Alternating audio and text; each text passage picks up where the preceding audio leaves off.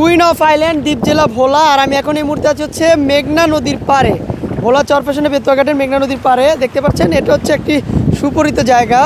আর এখন জোয়ারের সময় আমি চেষ্টা করব এটার উপরে ওঠার, এবং আমার এটার ওপরে উঠে আমি আপনাদের দেখানোর চেষ্টা করব। অনেক সুন্দর একটি নারকেল গাছ, হ্যাঁ অনেক সুন্দর।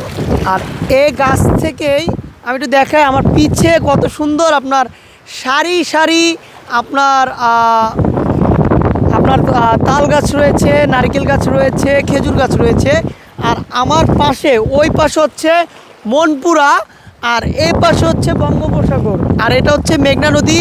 আর এখান থেকে অসংখ্য জেলেরা, যেহেতু এখন ইলিশ মাছ ধরার অবরোধ চলতেছে, আর এখন কোনো ইলিশ মাছ ধরার বোট দেখা যাচ্ছে না। তারা বলদা চিংড়ি ধরতেছে, তারপর হচ্ছে আপনার মই জাল দিয়ে, মানে এখানে জেলেরা বলদা চিংড়ি ধরতেছে। আর ওই দূরে যে গাছগাছালি দেখা যাচ্ছে ওটা হচ্ছে মনপুরা, দ্বীপ জেলা ভোলার মনপুরা। আর এরপরে হচ্ছে আপনার ঢালচর, তারপর হচ্ছে বঙ্গোপসাগর, তারপরে কোনো কুল কিনারা নেই, তারপর হচ্ছে সাগর, যার পরে আর কোনো নদীর কুল কিনারা নেই, বঙ্গোপসাগর।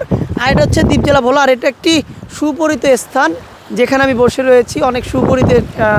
এর আগেও আমি এখানে বসেছি, আর অনেক সুন্দর একটি জায়গা। আর এটা হচ্ছে দ্বীপ জেলা ভোলার প্রশান্তি পার্ক যে রয়েছে, প্রশান্তি পার্কের এই পাশে যে নারিকেলের বাগান রয়েছে, এই স্থানটি অনেক সুন্দর। আর আপনাদের আমি আসে দেখাই। আর এটা মেঘনা নদীর পার, দেখেন কতটা কষ্ট করতেছি আপনাদের ভিডিও দেখানোর জন্য। আমাদের দ্বীপ জেলা ভোলা এত সুন্দর, হ্যাঁ পুরোটা হচ্ছে নদীমাতৃক।